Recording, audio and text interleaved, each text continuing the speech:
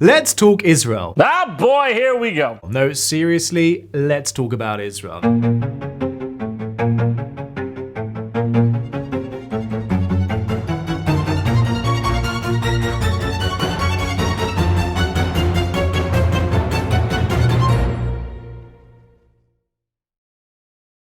Now, 2020 has been a bit of a crazy year. It started badly and simply got worse. Began with wildfires in Australia, moved very quickly to Meghan and Harry deciding they'd prefer to be regular muggles. You're a wizard, Harry. I'm a what? No, you're just a muggle. Continue with Harvey Weinstein's conviction for rape and sexual assault, and then got even worse when after months of trying to cover it up, China finally admitted there was this teeny tiny inconvenience called coronavirus that may or may not decimate the entire globe. And if you think that's not all, it got even worse. Wall Street crashed, George Floyd was killed, which led to riots across the Western world. Beirut port exploded, West Coast caught fire. And finally, Joe Biden was confirmed as the president-elect of the United States of America. Maybe, just maybe, things are starting to take a turn for the better. And yet, despite the madness and the chaos of 2020, Israel still somehow found the space and time to make history in signing the Abraham Accords with the United Arab Emirates and Bahrain under the watchful, spray-tanned gaze of Donald Trump. Now, why was this deal historic, I hear you ask? Well, put it this way. Up until September of this year, Israel had not normalized peaceful relations with a single Arab country since Jordan in 1994. Now, what's happened since then has hardly been the stuff of dreams. We've had 2 intifadas, 3 wars in Gaza, 1 impeached Prime Minister, and a partridge in a pear tree. Now, what was so revolutionary about the Abraham Accords, which have since been joined by Sudan and Morocco, is that they essentially uprooted 25 years of conventional international wisdom that stated no peace with Arab states until there is first peace between Israel and the Palestinians, which meant that from 1967, which was the famous Khartoum Arab League summit in Sudan itself, that produced the famous 3 no's: no peace with Israel, no recognition of Israel, and not even any negotiating with Israel until its absolute destruction. That was more or less the Arab League's foreign policy regarding the Middle East all the way through to the Abraham Accords. Now, the attitude of the Arab League in Khartoum in '67 was basically watered down quite drastically by the Western world, who got rid of the bit that called for Israel's destruction and replaced it with Israel's duty to recognize and co-establish a Palestinian state, but kept the 3 conditions in place. Here's what former Secretary of State John Kerry had to say about this idea in 2016. There will be no separate peace between Israel and the Arab world. I want to make that very clear to all of you. I've heard several prominent politicians in Israel sometimes saying, well, the Arab world's in a different place now. We just have to reach out to them and we can work some things with the Arab world and we'll deal with the Palestinians. No, and no. Shall we do it? We did it last week. Now, come on, let's do it again. It's almost as if I wear my glasses like this and people think I know what I'm talking about.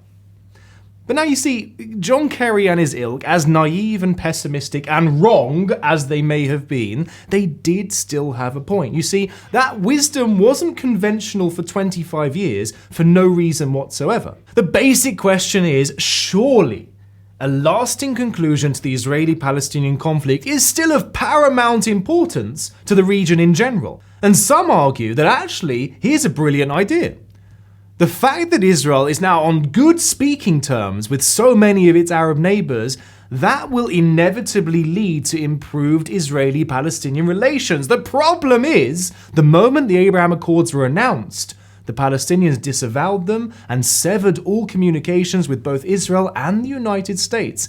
All is not as simple as it seems. Others argue in the opposite direction entirely. The Abraham Accords are symptomatic of a problem that has existed within the Arab League for decades, but no one ever talks about it. Now, we'll explore this as delicately as possible, which means we'll take a sledgehammer to it. Has the Arab League ever really cared about the Palestinian cause? To frame that view just a bit, in 2006, there was a UN commission into UNRWA, which is the special UN agency that deals with alleviating the plight of Palestinian refugees, and they discovered that of all the money pledged to the Palestinian cause by Arab League members, barely 1% had actually been delivered. To put it into context a bit more, in the same year, 2006, Saudi Arabia pledged $1.2 million to UNRWA. The United Kingdom pledged $27 million. And so it turns out that since the Oslo Accords and that used to be historic peace agreement between Israel and Jordan in 1994, the single biggest positive contributor to the Palestinian cause has been, drumroll please, the European Union. And so, this school of thought argues, in actual fact, the Abraham Accords are just the latest step in the Arab League tiptoeing slowly away from ever positively engaging with finding a lasting solution to the Palestinian issue. There is a certain skill behind making it look like you care, but actually not caring at all. Take a good look at your beloved candidates. They're nothing but hideous space reptiles.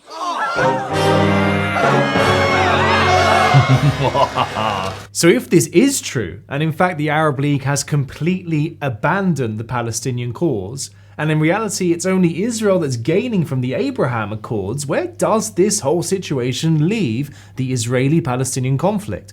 And perhaps more importantly and closer to home, from more of a Jewish perspective, is how comfortable do we feel watching Israel shake hands or bump fists or bump elbows with countries whose human rights records leave much to be desired, specifically the Emirates and Saudi Arabia? Is it right for Israel to be cozying up to countries who aren't really the paradigms of morality and ethics in the modern world? We caught up with Charlotte Korczak, senior educator at Stand With Us, to discuss these questions in much greater depth.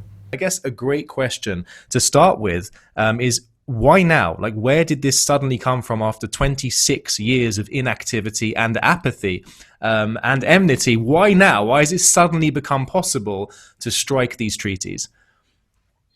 Okay, so that's a great question. And I think it begs a little context, right, of kind of what's gone on in the Middle East in the last 15, 20 years. So Iran is growing in strength through their proxies. And so if we look at Iranian proxies, which we should lay out because they'll constantly kind of come up in this conversation, we're looking at Hezbollah in Lebanon. We're looking at the country of Syria under the Assad regime. We're looking at Iranian-backed militias in Iraq. Okay, Shiite militias in Iraq. We're looking at the Houthi rebels in Yemen. And that's kind of what creates, if you kind of can picture that on a map, it creates what we've kind of been dubbed as the Shiite crescent in the Middle East. Right. And it kind of is starting to surround Arab Sunni countries. And so on the other side, you have these Arab Sunni countries who, for a long time, really used Israel as their scapegoat, kind of focused on Israel when things were going wrong in their country. They would kind of default to Israel and say, okay, but we need to focus on the Palestinian issue. And they would use Israel consistently as like their scapegoat to get around things that they were dealing with in their own countries, and really would almost talk about Israel as this threat, right? This Israeli threat or Israeli aggression. But as things started to shift in the Middle East with the Arab Spring, and this growing Iranian threat, you have this shift that occurred within Arab Sunni countries of, you know what, as much as we've been using Israel this whole time, there is now a real threat. We've been talking about Israel as a threat, even though they haven't really been a threat. But now there's a real legitimate threat in the Middle East, and that's Iran. And so at the moment, the enemy of my enemy is my friend. And so what we've seen is kind of this shift towards Israel. And this notion of, well, Israel is our ally in this fight against Iran, as obviously Israel being one of the primary targets of Iran. And so that, I think, is the context and the background that kind of set the stage for us to get to this point with the UAE and now Bahrain and Sudan. And we probably will see other countries following suit. Where does this leave? And this is a question that's sort of, quite urgent for a lot of people. Where does this leave the Palestinians? It's a great question. The UAE when they went through this process, there were a lot of things that were put into this deal, the accords. And they spoke about not just, we're going to make peace, or we're going to have diplomatic relations, but what real peace is going to look like, right? So we're going to have those direct flights. We're going to make sure that there is tourism going on between these two countries. There's going to be easy visas, whatever it is. And kosher food.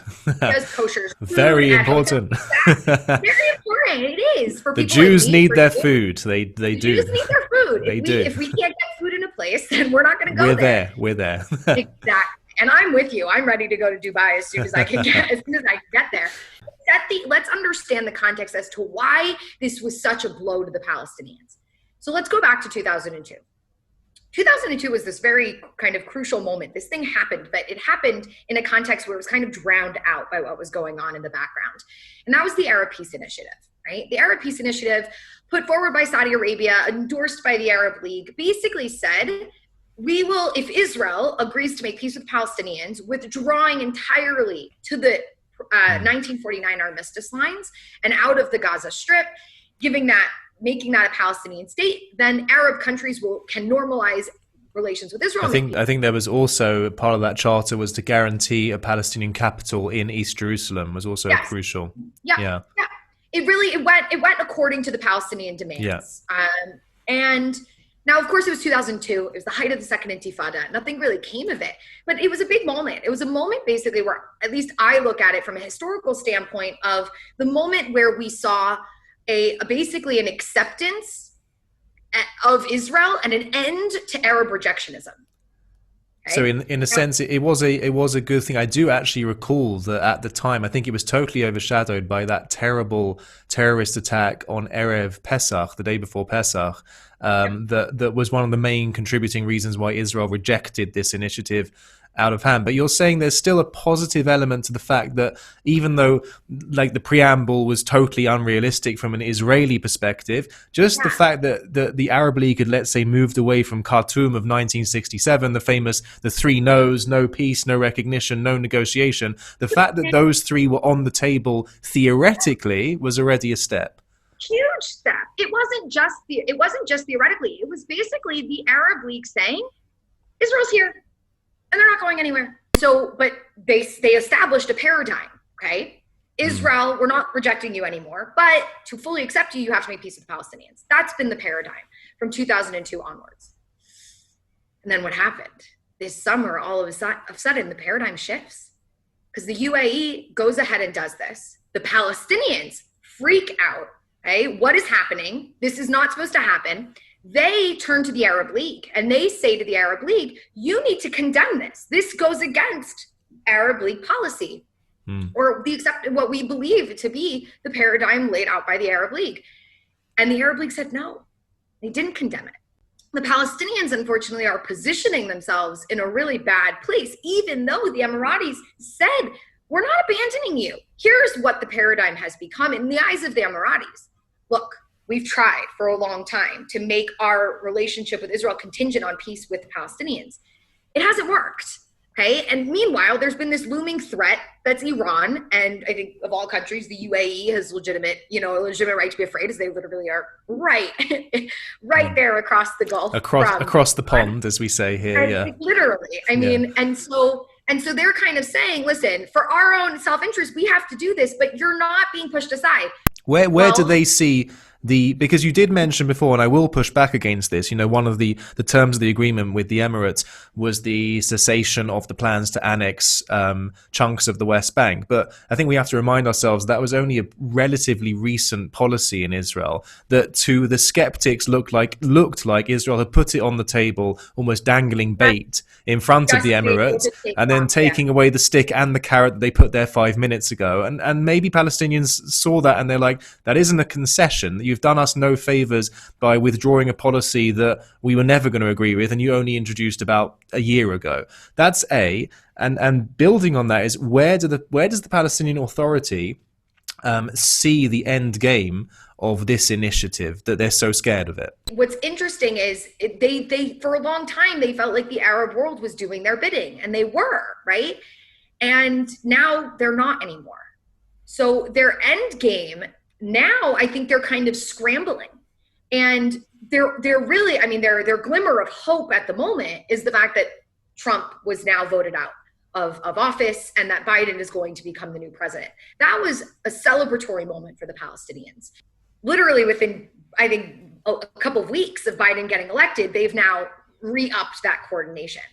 And so we are seeing kind of a shift back saying, well, we need to kind of now toe the line because we do have somebody who could potentially push Israel to give us what we're demanding. I guess that is a question, like what is next in terms of Israel-Palestinian relations and negotiations? The Trump administration really, again, even more so showed like we're really taking the Israeli stance, right? Because they basically said in their plan, we're going to start on the basis that the Palestinians will get 70% of the West Bank and the Israelis will get 30%, which of course included the annexation, the application of sovereignty to the Jordan Valley, all of the settlements in the West Bank. And so that was them basically pushing the marker back and saying, okay, so the last offer was 100%. Well, and you said no. And now maybe there's almost a toll. And that toll has now pushed you back to 70% instead of 100%. And you not having control of the Jordan Valley, which is a legitimate security concern for Israel, as something that wasn't taken into consideration in past deals. What I do think, and I could be totally wrong about this because I hate predicting the future, but what I do think is that when Biden takes office, his focus is predominantly going to be on dealing with the virus, dealing with the pandemic, dealing with the American economy bouncing back from the pandemic, and Iran. And that is a bigger conversation. Well, there is currently a lot of talk of re-entering the nuclear deal. The nuclear deal. And could that sort of reset the cycle we saw under the Obama administration of, again, pushing Sunni states even closer to Israel?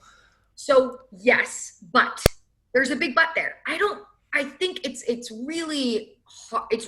we're jumping very quickly to say that he's going to automatically join it. In fact, right after he was elected, he already had implemented a team to deal with the Iran issue. And very early on, they were saying, we're not going to jump right back into the deal. And we're not going to immediately remove sanctions. We have some demands of the Iranian government. Let's also acknowledge one important thing. Iran is going into another election. Iran is going to have a presidential election in June of 2021. So that also is going to play a role in terms of how much the Biden administration will want to engage early on with an administration who potentially is on its way out.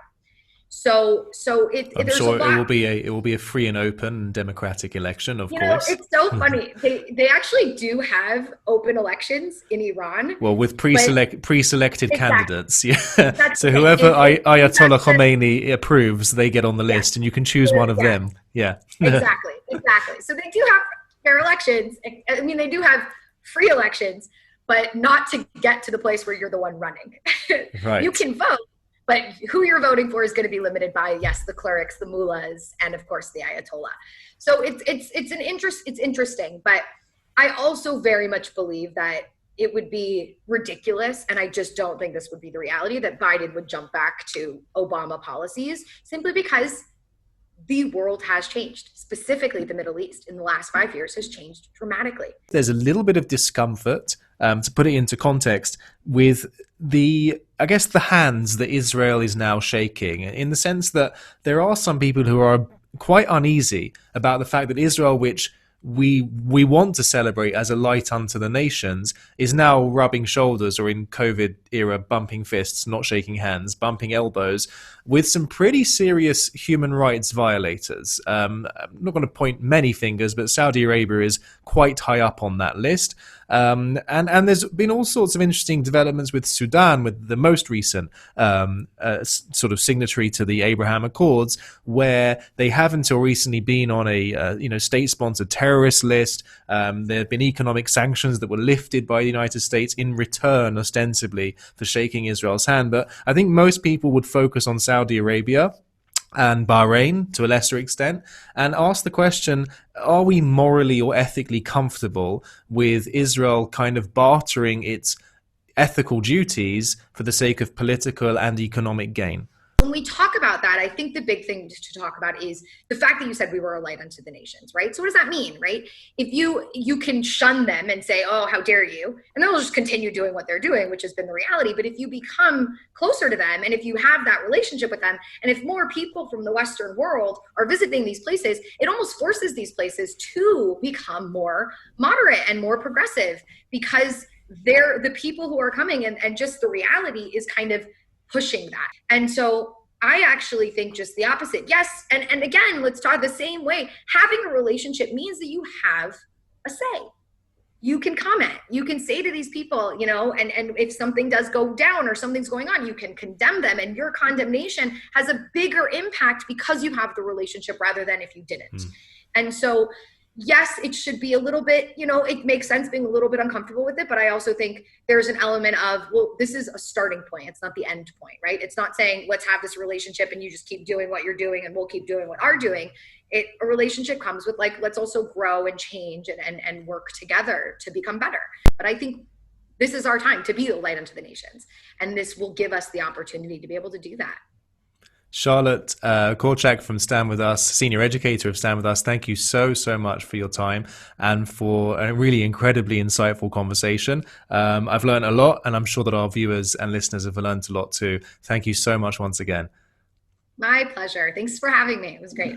Now, it seems pretty clear from our discussion with Charlotte that she is very much positive that actually Israel cozying up to the likes of the United Arab Emirates and Bahrain, Saudi Arabia, Morocco, Sudan is a good thing, and eventually over time will lead to those countries improving their human rights record. And now for the part you've all been waiting for. Because I wonder, what does the Torah and Jewish thought have to say about this question of Israel cozying up to neighbors whose human rights records leave much to be desired? But before we explore that question, it's important to first take a step back and consider the fact that civilization has evolved drastically since biblical times. For example, the very fact that a conflict involving barely 1% of the world's entire population has drawn in attention and solutions and opinions from hundreds of countries across the world, that would not have happened in biblical times. Nonetheless, the Torah has a very strong opinion about this question, and it goes something like this. Now, in a section that deals with the very complicated laws of conversion, marriage, and intermarriage, God turns to Moses and says, by the way, the Ammonites and Moabites are not allowed to convert to Judaism and therefore can't marry into the Jewish people. Now, on the surface, this seems like a very unwise decision. You see, if you know your ancient geography, which, let's be honest, no one does apart from me because I have nothing better to do, you'll notice that Ammon and Moab, those two nations that are not allowed to convert to Judaism, they border Israel along the Jordan River, which means they are Israel's potentially worst enemies, potentially greatest trade partners, and geographically their only escape route to the east. So God not allowing those nations to convert to Judaism and form alliances with the people of Israel seems to be political and economic suicide. And yet God said no. Why? The reason the Torah gives is fascinating. It says that as the Jewish people exited the desert and were preparing to enter the land of Israel, they were hot, tired, starving, and thirsty. And yet the Ammonites, soon to be their next door neighbors forever, refused to even give them the basic essentials like bread and water. And so the commentaries explain, even though it looks on the surface like the political and economic gain of joining forces with your next door neighbors makes so much sense, stop and think for a second. Is it wise that that gain should come at the expense of a nation that was incapable of showing even the most basic level of compassion?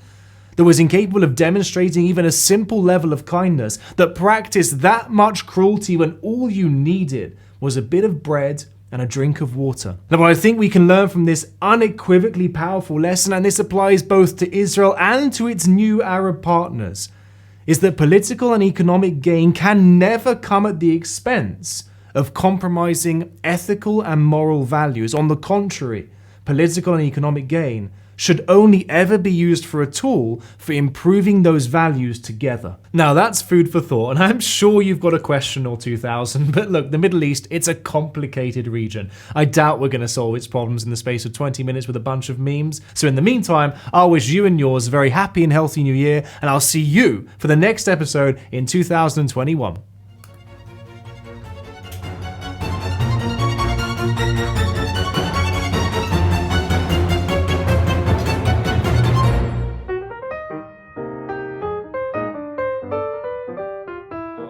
really to clue us in on what's actually going on the ground in China at the moment. And second to that, which I think a lot of people are wondering about, is what is the Chinese government's official stance corresponding to what's being reported, not enough, in Western media? Some commentators have made the argument that what's driving this is a shift in Chinese policy away from a pluralist approach to China's various minorities. Simmering beneath the surface of American politics and more globally, global democracy. No, rubbish, total rubbish. Start again. Business, global pandemic. Okay, one thing, you'll be lucky. One thing. I don't know why. It doesn't even matter how hard I try. Keep that in mind. Our design is right to explain in due time that all I know. Time is a valuable thing. Watch it flock by as the pendulum swings. So what? It's just in your Watch it count down to the end of the day. The clock ticks life away. It's so... It sounds easy, doesn't it? It sounds easy, doesn't it? Fix the world. No, don't be sarcastic. He's a distinguished and prestigious guest. It sounds easy, doesn't it? That the political figures we look up to as role models crave more than anything... unlimited power! Get a sore throat from doing it. Oh, I'm afraid that it is you who are mistaken, young Jedi.